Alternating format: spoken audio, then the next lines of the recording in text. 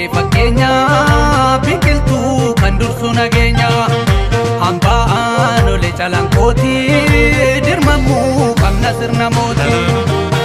Itoophiyaan qeerroo wayyoofte itti mandiduu marree machoofte loltuu sabaa quuqamuu feetu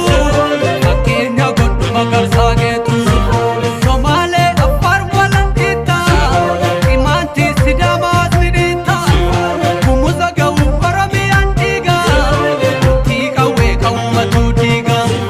Sifoolee ega mariin oolee si nyaatee lama walaa taate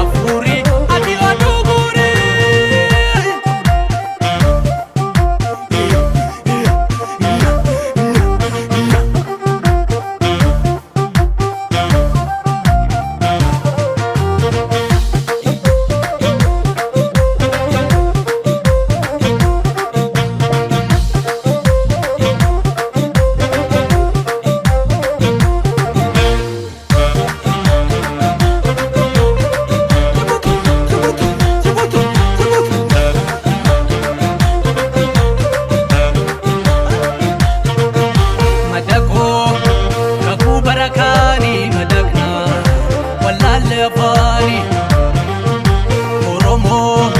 aboo galitoora mahabdu alalchi tamoora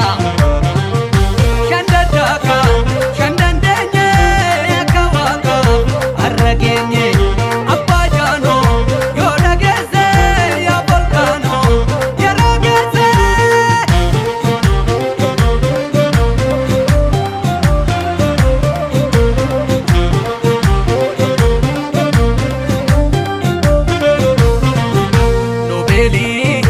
zinara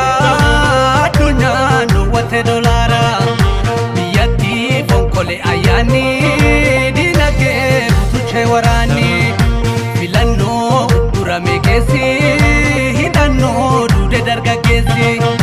jeneraal artistii Hacaaluu gumaa goota shirri nawwaalu